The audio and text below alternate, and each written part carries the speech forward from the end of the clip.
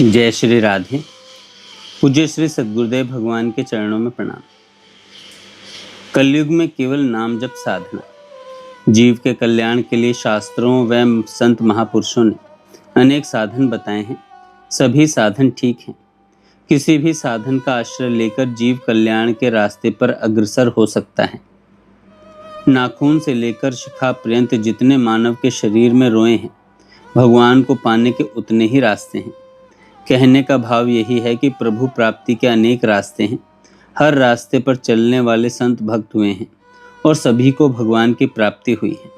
अपने भावों के अनुसार सभी ने उस परम तत्व को प्राप्त किया है। भावना अनुसार सभी ने अलग अलग रूप में उसी एक ही परम तत्व के दर्शन किए हैं। इसलिए संतों के निज अनुभवों में पर्याप्त अंतर पाया जाता है। वह परमात्मा एक होकर भी अनेक है और अनेक होकर भी एक है। भगवान के नाम रूप लीला व गुणों का संकीर्तन किया जाता है। इन सभी प्रकार के संकीर्तनों में सबसे अधिक महिमा संतों व शास्त्रों ने हरिनाम संकीर्तन की गाई है। यहाँ तक कि नाम जप से भी ज्यादा नाम संकीर्तन की महिमा गाई है। नाम का गायन ही कलयुग की सर्वश्रेष्ठ साधना है। इसलिए संकीर्तन करो, संकीर्तन करो। श्रीमद् भागवत जी ने मुक्त कंठ से संकीर्तन महिमा का गान किया है। कलिर दोष निधे राजन अस्ति एको महान गुणा, कीर्तना देव कृष्णस्य मुक्त संगः परम ब्रजेत। परमहंस श्री सुखदेव जी राजा परीक्षित को कहते हैं, राजन कलयुग दोषों का भंडार है, तथापि इसमें यही एक महान गुण है कि इस युग में भी श्री कृष्ण कीर्तन मात्र से मनुष्य की सारी आसक्तियां छूट जाती हैं और वह परम पद को प्राप्त हो जाता है। सतयुग में भगवान विष्णु के ध्यान से, त्रेता में यज्ञ से और द्वापर में भगवान की पूजा से जो फल मिलता था, वह सब कलयुग में भगवान के नाम कीर्तन मात्र से ही प्राप्त हो जाता है। स्वयं भगवान का कथन है, नाहम वसामि वैकुंठे योगी नाम हृदय न च मद भक्ता यत्र गायन्ति तत्र तिष्ठामि नारद। हे देवर्षि, मैं न तो वैकुंठ में निवास करता हूँ और न ही योगी जनों के हृदय में मेरा निवास होता है।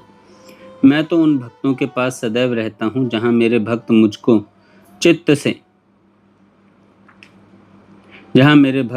चित्त से और तन्मय होकर मुझको भजते हैं और मेरे मधुर नामों का संकीर्तन करते हैं। जहाँ भी भक्तगण एक साथ मिलकर या अकेले में ही कीर्तन करते हैं, वहाँ भगवान का प्रकट सानिध्य होता है। शास्त्र की वाणी कभी झूठी नहीं हो सकती। इसलिए जब भी संकीर्तन करो, मन में ऐसा भाव होना चाहिए कि मैं अपने प्रभु के पास बैठकर उनको प्रसन्न करने के लिए ही संकीर्तन कर रहा हूँ। वो मेरे संकीर्तन को सुन करके बहुत प्रसन्न हो रहे हैं, कृपा की वर्षा कर रहे हैं। अपने समीप प्रभु को जानकर हृदय में प्रेम छलकने लगता है। धीरे धीरे यही प्रेम सारे शरीर में संचारित होकर साधक को आत्मसात कर लेता है। फिर साधक बैठ नहीं सकता। कभी लज्जा का परित्याग कर नाचने लगता है, कभी प्रभु के मानसिक दर्शन करके हंसने लगता है और कभी दीन होकर रोने लगता है। कभी कभी तो वो बेसुध होकर गिर पड़ता है। इस प्रकार किया गया संकीर्तन साधक को बहुत जल्दी पवित्र बनाकर प्रभु के चरणों में समर्पित कर देता है। कीर्तन में देश काल का कोई नियम नहीं है। शौच अशौच आदि का निर्णय करने की भी आवश्यकता नहीं है। केवल राम राम इस प्रकार कीर्तन करने मात्र से जीव मुक्त हो जाता है। अपवित्र हो या पवित्र, सभी अवस्थाओं में जो कमल नयन भगवान का स्मरण करता है, वह बाहर भीतर से पवित्र हो जाता है। हे व्याध, श्री हरि के नाम कीर्तन में न तो किसी देश विशेष का नियम है और न किसी विशेष काल का। झूठे अथवा अपवित्र होने पर भी नाम उच्चारण के लिए कोई निषेध नहीं है।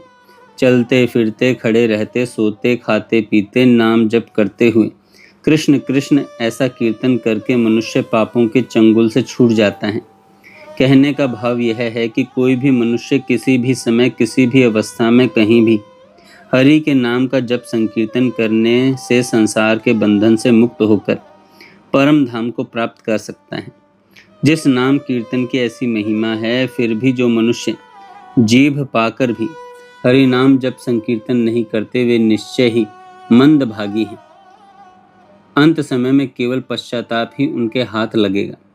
जो जीभ पाकर भी कीर्तनीय श्री हरि नाम का कीर्तन नहीं करते वे दुर्मति मोक्ष की सीढ़ियों को पाकर भी उन पर चढ़ने से वंचित रह जाते हैं।